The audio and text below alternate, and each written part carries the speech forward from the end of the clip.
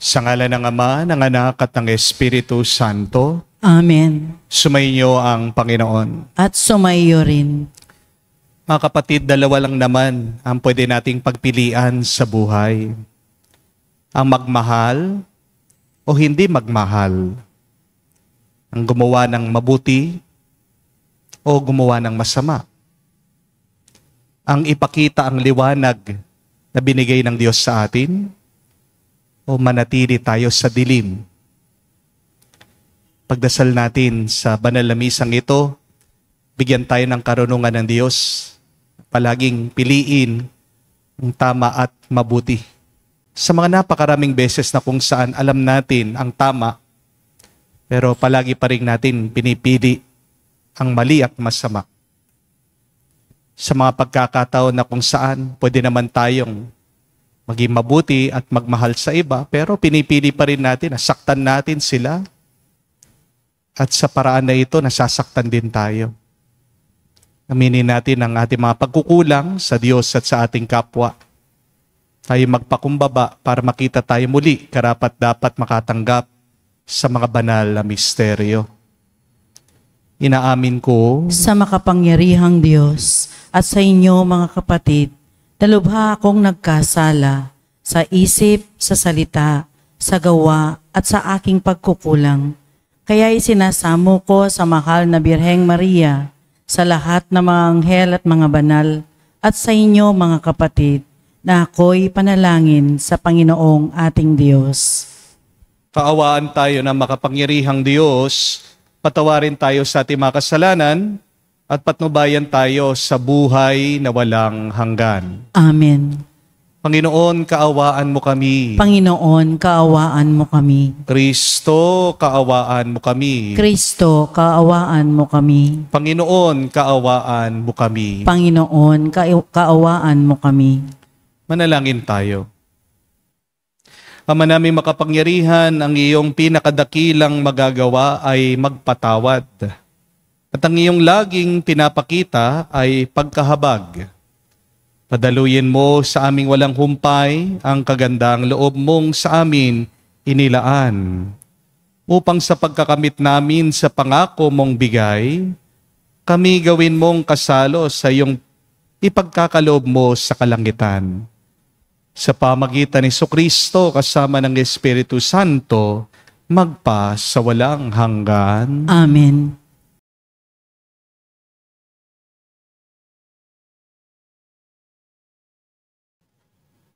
Ang simula ng aklat ni Esdras. Nang unang taon ng pamamahala ni Haring Ciro ng Persya, nilukuban siya ng Espiritu ng Panginoon. Nangyari ito upang matupad ang kaniyang salita sa pamamagitan ni Propeta Jeremias. Kaya si Haring Ciro ay sumulat ng ganito: Niloob ng Panginoon, ng Diyos ng kalangitan, na masakop ko ang lahat ng bansa sa daigdig, at sinabi niya sa aking ipagtayo ko siya ng isang templo sa Jerusalem, Huda. Kaya pinahihintulutan ko ang lahat ng Israelita na magpunta sa Jerusalem, ang bayan ng kanilang Diyos, upang itayong muli ang bahay ng Panginoon. Pagpalain nawa sila ng Diyos, lahat ng mamamayan sa lugar na may Israelita ay tutulong sa kanila. Bigyan sila ng mga pilak, ginto at iba pang kailangan, tulad ng mga hayop at mamahaling kasangkapan, bukod sa kusang handog para sa templo ng Panginoon.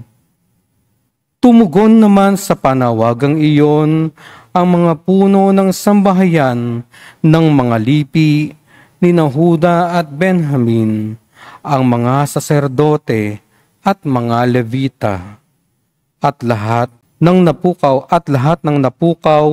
ang kalooban upang tumulong sa muling pagtatayo ng templo sa Jerusalem. At sila'y tinulungan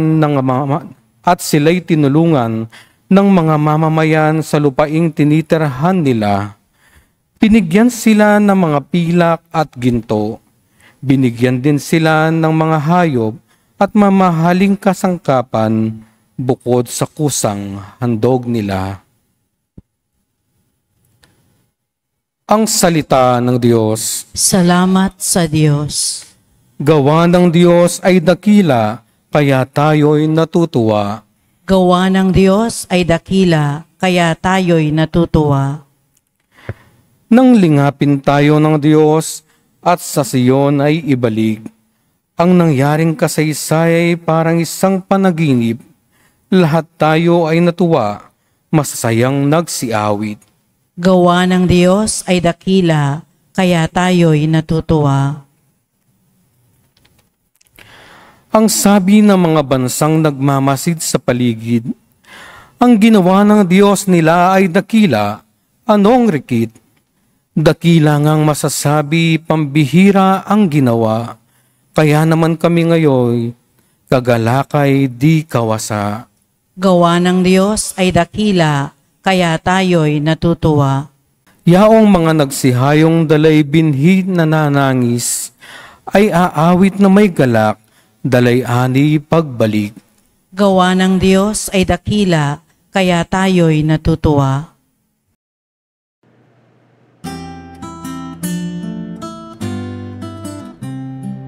Alleluia, alleluia, alleluia, alleluia, alleluia, alleluia, alleluia,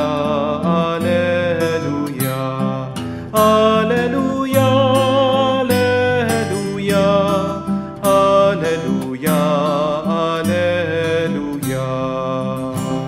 Dapat kayong magliwanag ng mabutihay mahayag, at Diyos ang siyang matanyag. Aleluya, aleluya. Sumainyo ang Panginoon. At sumaiyo rin. Ang mabuting balita ng Panginoon na iyon kay San Lucas. Papuri sa iyo, Panginoon. Nung panong yun, sinabi ni Jesus sa mga tao, walang taong nagsisindi ng ilaw at pagkatapos ay tatakluban ng banga o ilalagay kaya sa ilalim ng higaan. Sa halip, inilalagay ito sa talagang patungan upang makita ng mga pumapasok ang liwanag. Walang natatago na di malalantad at walang lihim na di malalaman at mabubunyag.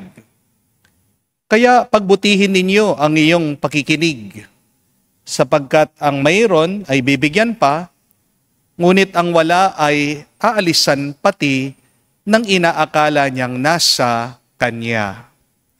Mga kapatid, ang mabuting balita ng ating Panginoon. Pinupuri ka namin, Panginoong Heso Kristo.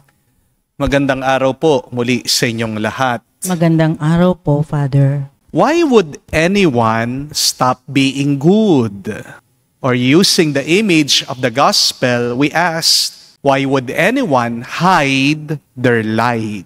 Bakit ba minsan tumitigil sa pagiging mabuti ang isang tao? Ano ang dahilan? Simple lang po, kasi ininis natin sila. Di po ba? Kasi nadala na sila sa pagiging mabuti. Kasi binaliwala ang kabutihang pinapakita nila. Remember, good people also get tired of being good because of ungrateful people. Amen? Kapag paulit-ulit ka na lang sinasaktan, hindi mo masisisi ang tao na itatago niya ang kanyang kabutihan. Tingnan niyo po yung mga nakasimangot, may tinatagong sakit ng puso yan. Di po ba? Kasi sabi sa Bible, a cheerful heart brings a smile to one's face. Bakit ayaw na magpautang nitong taong ito? Kasi niloko siya ng iba. Hindi na siya binayaran. Tinakbuhan siya. Nadala na. Ayaw na. Di po ba? Bakit meron ayaw na ring tumulong sa kanilang mga kapatid? Kasi inabuso sa paghihingi. Naging pabigat na yung ibang kapatid sa kanya. Bakit meron din nawala ng pagmamahal sa kanilang mga asawa? Bakit meron din ayaw ng mahalin ang kanyang mister? Kasi paulit-ulit na lang yung pagsisinungaling nitong lalaki. Kasi paulit-ulit na lang na sinasaktan itong misis. Ang babae, matiisin po ang mga yan. Di po ba? Kaya nilang manganak. Ang sakit kaya ng panganganak. Kakayanin ng isang babae ang lahat ng sakit. Pero bakit sumusuko ang isang babae? Meron silang mabuting dahilan. Di po ba? Hindi susuko ang isang babae na basta-basta na lang. Amen? May malalim na dahilan bakit ang isang babae, isang asawa, isang misis tumitigil sa pagiging mabuting ina, mabuting asawa. Di mo sila masisisi. Bakit meron din mga kawatan, mga snatcher, akyat bahay gang, holdapper, nangingikil, humihingi ng lagay sa daan? Kasi ramdam ng tao, unfair ang sistema ng ating bansa. Walang katarungan. Bakit magpapakabuti ang tao? Kung nakikita niya mismo yung mga leader ng ating bansa, magnanakaw. Hindi naman matino. Hindi natin masisisi ang mga tao kung tinatago nila ang kanilang kabutihan at kagandang loob. Lalong-lalo na kapag nagsawa na sila. When someone reaches their limit, they will hide their light. They will stop being good. Pero magandang tanong yan at pagmunihan. Sa gitna ng napakaraming masama na nangyayari, kahit na napakabigat, napakahirap ng buhay, may mabuting dahilan pa rin ba ang ating pagiging mabuti? Why continue to be good when others are bad? Why put out your light even if in the midst of darkness? Ano ang dahilan para ilabas natin ang liwanag na pinagkaloob ng Diyos sa atin? May tatlo pa ring mabuting dahilan para maging mabuti. May tatlong dahilan pa rin para ipakita mo ang liwanag mo. 3 reasons to be good still. First reason, because God has been good to you. Even if other people are bad to you, even if other people have hurt you, God continues to be good to you. Do everything for God. Work for God, not for men. Kapag po ako ay minsan nadidepress, nalulungkot sa parokya dahil di nyo naman po maaalis, may mga problema sa loob ng simbahan. Minsan meron din mga leader o mga parokyanos na matitigas ang ulo, lumalaban sa pare. Alam niyo po, ang ginagawa ko para hindi ako malungkot, para manatili akong masaya. Palagi kong iniisip, binabalikan, gaano naging napakabuti ng Diyos sa akin. Nang pong pumasok ako sa seminaryo, nagpapari pa lang ako, ang dami po namin mga pagsubok na naranasan sa pamilya. Unang-una na po dyan nawala ng trabaho yung aking tatay. Muntikan na po na tumigil ako noon sa pag-aaral. Pero sa awa ng Diyos, nakaraos po ako sa pag-aaral dahil sa kakautang. Meron din pong pinadala ang Diyos na mga mabubuting tao na tumulong sa aking pag-aaral. At tinatanaw ko pong utang na loob yun sa Diyos. Kaya ako'y nakatapos, kaya ako ay pari, kaya ako ay malakas, kaya ako ay buhay. Ito ay dahil sa Diyos. Bakit ko itatago yung kabutihan, yung grasya na tinanggap ko sa Diyos? This is why the next time, when you feel that darkness is surrounding you, my dear friends, remember, God loves you. God is good, sobra-sobra. And God will not stop blessing you with goodness, with His grace. Amen? Your life may not be perfect, but at least God is perfect, and God will always be good to you. Amen? God has given you a light, and that is your life. Pansin nyo ang tao, pag namatay, bangkay na lang. Wala na pong kulay yung kanyang muka, nangingitim. Kaya kung may kulay pa ang iyong muka, ang iyong katawan, may liwanag ka pa, kapatid. Huwag mong tatago yan. Kung hindi, baka kunin yan ng Diyos. Di po ba? Kapag ikaw ay dumadaan sa pagsubok at problema, please focus on God's blessing, not on what is missing. Meron pa rin grasya, meron pa rin pagpapala. Huwag mong hinahanap yung wala. Yung meron muna, magpasalamat ka muna sa Diyos. Do everything for the love of God.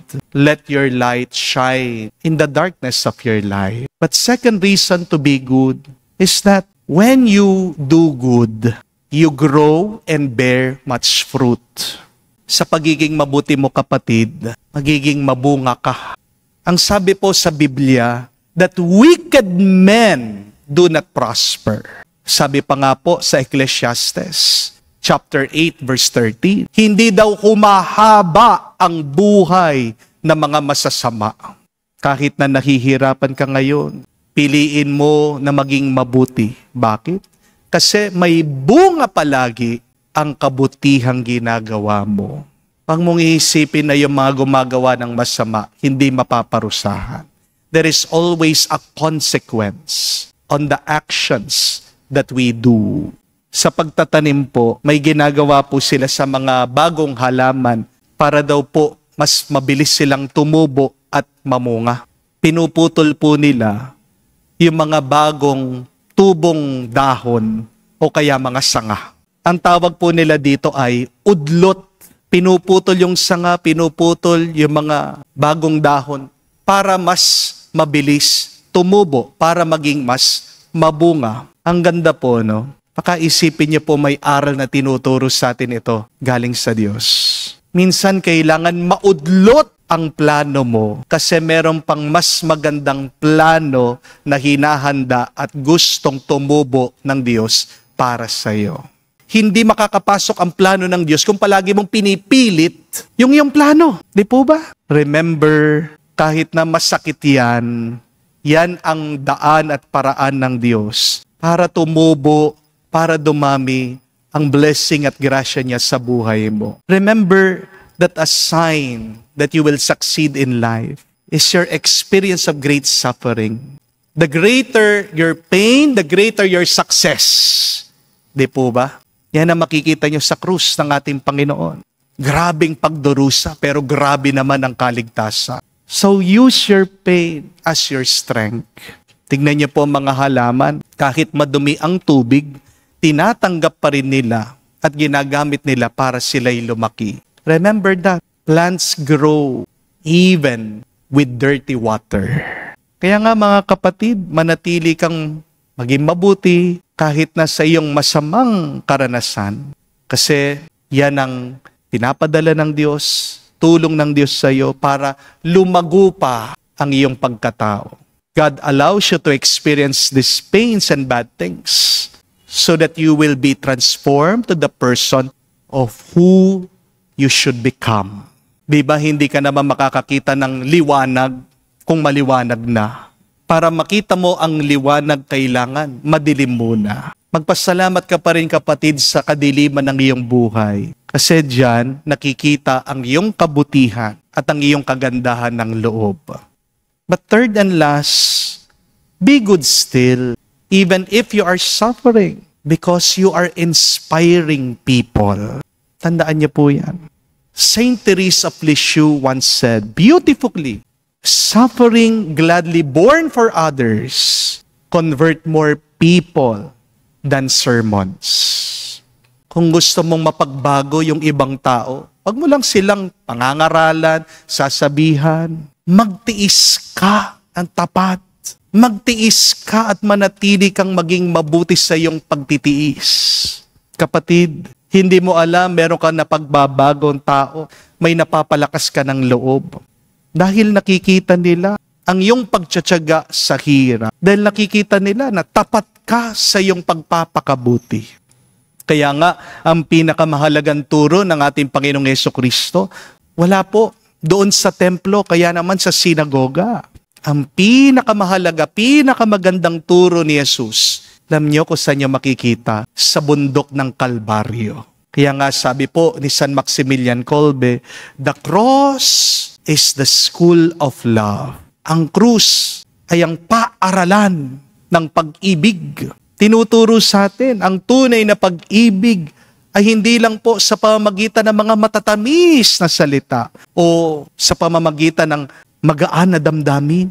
Ang tunay na pag-ibig makikita mo sa pagsasakripisyo, sa pagtitiis, at sa tapang. Pinakita po yan sa atin ni Jesus. Ang wagas na pag-ibig ay pinakamaliwanag kapag pinaghihirapan mo itong ibigay sa iba. Kaya nga po, magpatuloy kayo na maging mabuti kahit na mahirap. Kasi kapag pinipili mo na maging mabait sa kabila ng mga away at hidwaan, kapag nananatili kang tapat, kahit na mas madali ang pandaraya, kapag nagpapatawad ka, kahit nasugatan na ang iyong puso, sinasabuhay mo ang aral ng krus. At kapag tapat ka sa aral ng Panginoon, pagkatapos ng sakit, merong muling pagkabuhay. At dahil ikaw ay muling bubuhayin ng Diyos, magkakaroon ka din ng buhay na walang hanggan. Maaaring hindi mo napapansin, kapatid, ngunit sa iyong tahimik na katapatan, ay nakakapagbigay ka ng inspirasyon sa iba. Baka merong nagmamasid sa iyo at nagsasabi sa kanyang puso, kung kaya niya, kaya ko din. Kapatid, tandaan niyo po, ang iyong kabutihan ay nagiging ilaw sa kadiliman ng iba. Ang iyong kabutihan ay nagiging binhi ng pag-asa ng mga nanghihina. Kaya huwag kang susuko, patuloy kang lumakad sa landas ng pag-ibig kahit na matarik ang daan. Remember, a little act of goodness is like a ripple in the pond of life. Ang bawat gawa mong kabutihan ay alon na umaabot sa buhay ng ibang tao at nagpapalakas sa kanila. Kaya nga mga kapatid, pagpatuloy mo ang pagiging mabuti, walang nasasayang sa iyong kabutihan. Kasi hindi mo alam, meron ka ding napapabuti at meron kang nailalapit sa Diyos. My dear friends, it is good to ask ourselves, have I been hurt? Is this the reason why I stopped being good to others? If you have been hurt, do not stop being good, but pray for healing. Kahit naman nasasaktan ka, pwede mo pa naman piliin na maging mabuti. Hindi po ba? Even in your difficult situation, be faithful in pain. Why? Because God has been good to you. Remember, God wants you to grow. And you don't know, you might be inspiring someone with your shining light. Kung ating ipagdasa, pag naghihina na tayo, nagsasawa na tayo, sabihin natin kay Jesus, Panginoon, turuan mo ako na maging tapat sa pagpapakabuti, sa pagpapakita ng aking liwanag, kamukha ng iyong ginawa, habang ikaw ay nakapako sa krus. Hindi ka tumigil, pagiging tapat sa Ama, sa iyong kabutihan at pagmamahal sa iba. Kaya naman, ikaw ay naging pagpapala. Turuan mo din na kaming lahat ay maging blessing at pagpapala sa iba. Amen.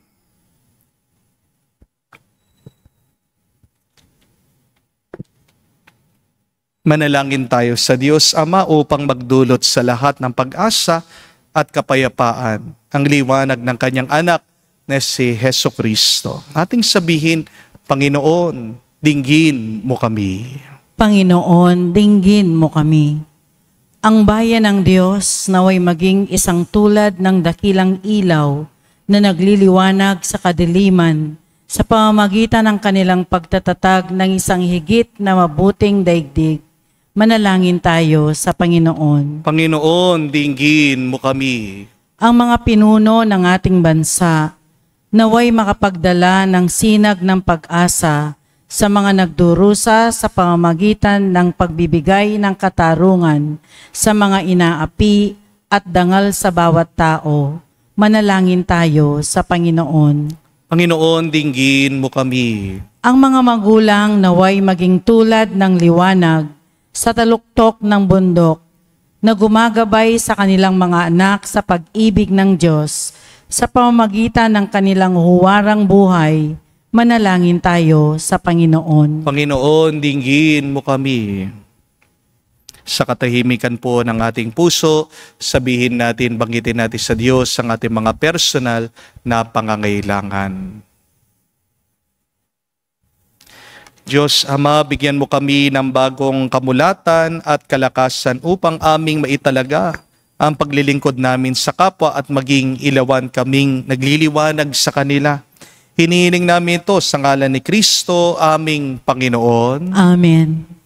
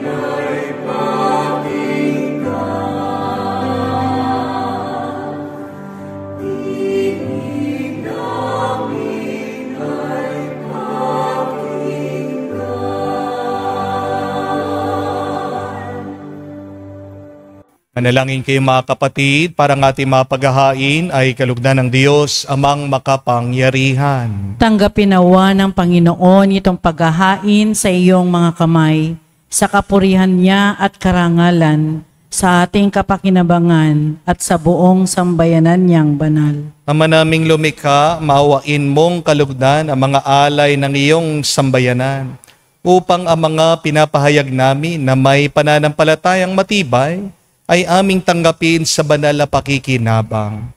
Sa pamagitan ni Jesucristo kasama ng Espiritu Santo, magpa sa walang hanggan. Amen. Sumainyo ang Panginoon. At sumaiyo rin. Itaas sa Diyos sa inyong mga puso at diwa.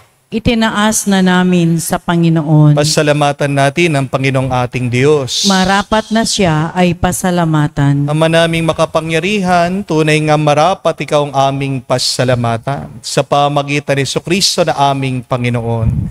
Sa dakilang pagtubos niya sa amin, ang kasalanan at kamatayan aming pasanin, ay binalikat niya upang kami palayain at maitampok sa iyong luningning. Siyang nagtanghal sa amin bilang liping hinirang, pari at haring lingkod ng iyong kamahalan. Mula sa kadiliman kami iyong tinawag upang makasapit sa iyong liwanag. Bilang iyong angkang may tungkuling maglahad ng iyong dakilang pag-ibig sa lahat. Kaya kaisa na mga anghel nagsisiawit ng papuri sa iyo.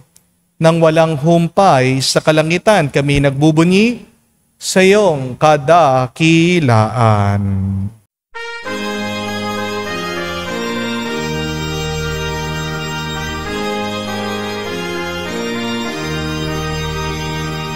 Santo, Santo, Santo, Panginoong Diyos ng mga hukbo, napupuno ang langit at lupa ng kadakilaan mo. Hosana sa kaitasan, pinagpalang na paninito sa ngalan ng Panginoon. Hosana sa kaitasan, Hosana sa kaitasan.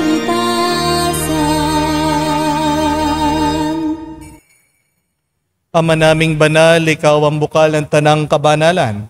Kaya't sa pamagitan ng iyong Espiritu, gawin mong banal ang mga kaloob na ito, upang para sa amin, maging katawan at tugo ng aming Panginoong Hesu Kristo.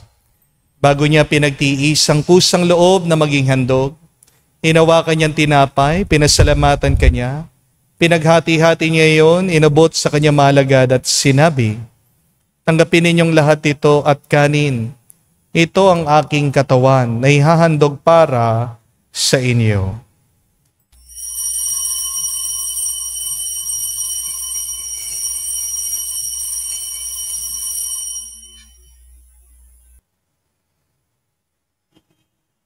Gayon din naman na matapos ang hapunan, hinawakan niyang kalis. Muli kanyang pinasalamatan. Inabot niya ang kalis sa kanyang malagad at sinabi, "Tanggapin ninyong lahat ito at inumin. Ito ang kalis ng aking dugo, ng bago at walang hanggan tipan. Ang aking dugo na ibubuhos para sa inyo at para sa lahat, sa ipagpapatawad ng mga kasalanan. Gawin ninyo ito sa pag-aalaala sa akin."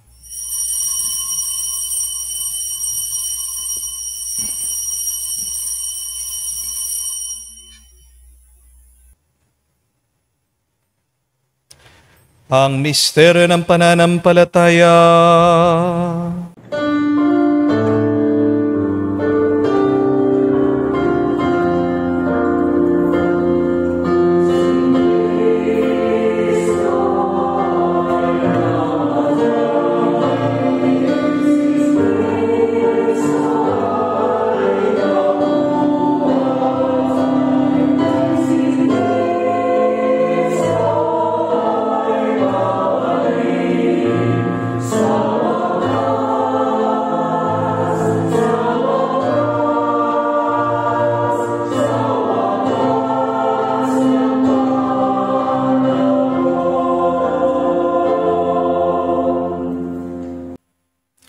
Ama, ginagawa namin ngayon ang pag-alaala sa pagkamatay, muling pagkabuhay ng iyong anak. Kaya tiniyalay namin sa iyong tinapay nagbibigay buhay at ang kalis na nagkakalob ng kaligtasan. Kami nagpapasalamat dahil kami yung minarapat na tumayo sa harap mo para maglingkod sa iyo. Sinasamo namin kami magsalo-salo sa katawan at dugo ni Kristo ay mabuklod sa pagkakaisa sa pamagitan ng Espiritu Santo. Amalingapin mong iyong simbahan, laganap sa buong daigdig. Puspusin mo kami sa pag-ibig. Kaisa ni Leon ng aming Santo Papa, si Florentino aming Arsobispo ng Tanang Kaparian. Alalahanin mo rin ang aming mga kapatid na nahimlay. May pag-asang sila'y muling mabubuhay. Gayon din naman lahat ng mga pumanaw. Kawan mo't sila't patuloyin sa iyong kaliwanagan. Kawan mo at pagindapatin kaming lahat makasalo sa iyong buhay na walang wakas. Kaisa na mahal na Birhen Maria, Ina ng Diyos. Kaisa ni San Jose, ang kanyang malwalhating esposo. Kaisa na mga apostol, lahat ng mga banal na namuhay dito sa daigdig na kalugod-lugod sa iyo.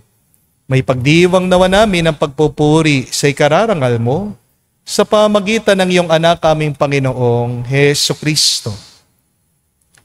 Sa pamamagitan ni Kristo, kasama niya at sa Kanya, ang lahat ng parangal at papuri ay sa iyo, Diyos Ama, makapangyarihan, kasama ng Espiritu Santo, magpasawalang hanggan. Amen, amen, amen. Sa nakagaling na utos sa turo ni Jesus sa Panginoon natin na Diyos, ipahayag natin ang lakas loob.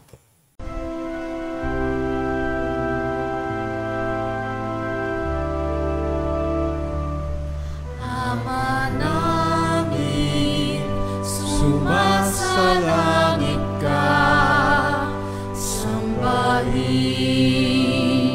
ang ngalan mo, mapasa amin ang kaharian mo, sundin ang loob mo dito sa lupa. Para sa langit, bigyan mo kami ngayon ng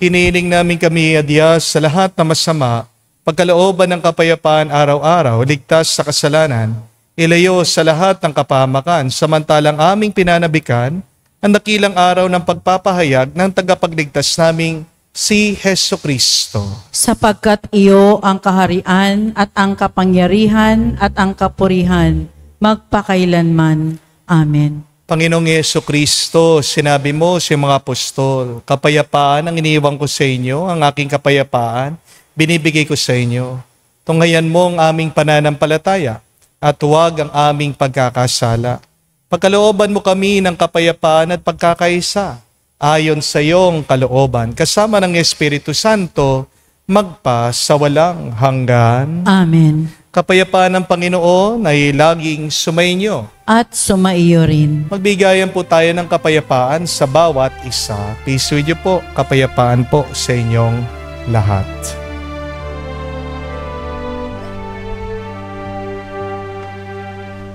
Kordero ng Diyos na nag-aalis ng mga kasalanan ng sanlibutan, maawa ka sa amin.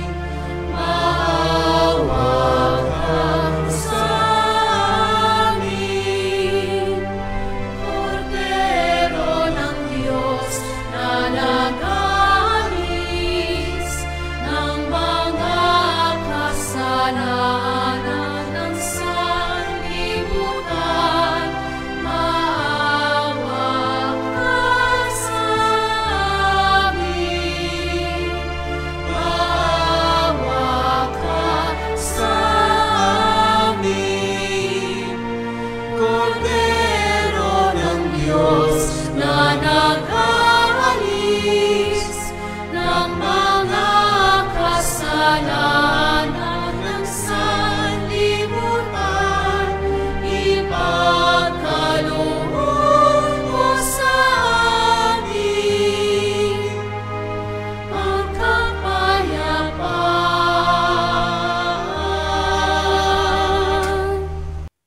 Mga kapatid, naririto ang ating Panginoong Jesucristo, ang Kordero ng Diyos. Siya nag-aalis sa mga kasalanan ng sanlibutan. Mapalad tayong lumalapit sa piging ng Kordero. Panginoon, hindi ako karapat-dapat na magpatuloy sa iyo, ngunit sa isang salita mo lamang ay gagaling na ako.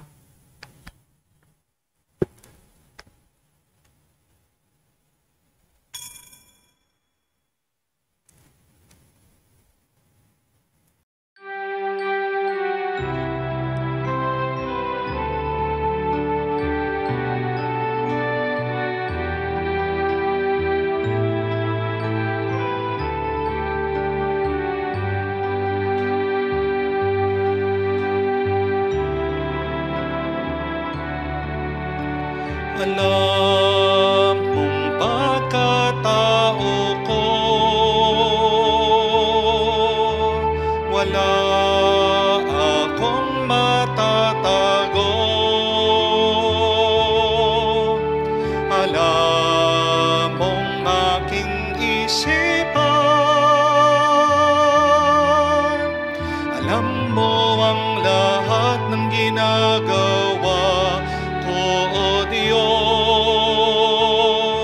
Gabayan mo ko, Diyos, sa buhay na ito. Ilapit mo ako sa pagmamahal mo. Dalhin mo ko, Panginoon, sa kalangitan. Buhay kasama mo.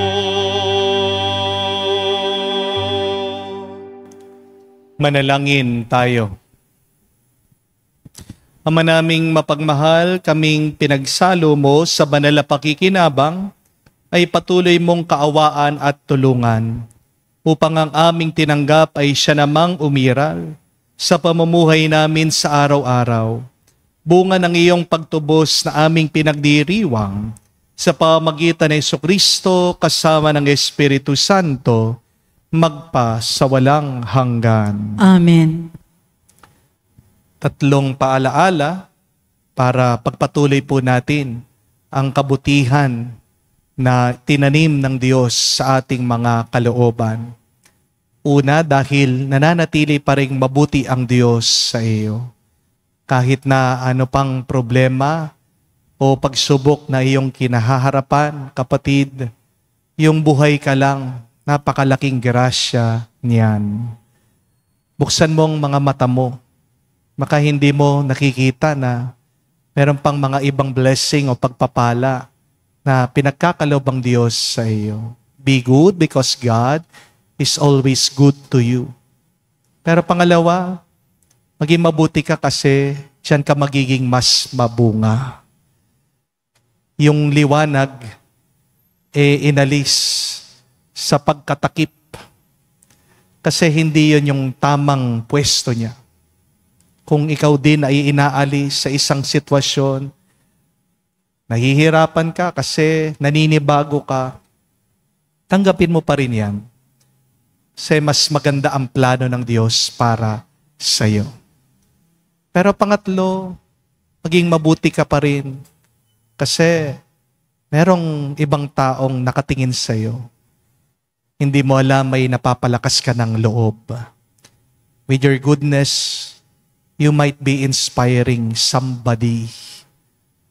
Lalong-lalo na kung ikaw ay isang ina o magulang, magpakatatag ka para sa iyong mga anak. Kung ikaw ay isang guro, maging mabuti kang guro para sa iyong mga pupils o estudyante. Kung ikaw ay isang lingkod ng simbahan, gawin mo yan para sa pagmamahal mo sa Diyos. Kung ikaw ay isang public servant, maawa ka naman sa mga pinaglilingkuran mo, sa mga ordinaryong tao. By being good, we are also helping others to be inspired. By being good, you're influencing also others to be good. Kahit na masakit, kapatid, pagpatuloy mong pagiging mabuti. Because in the end, it pays to be good.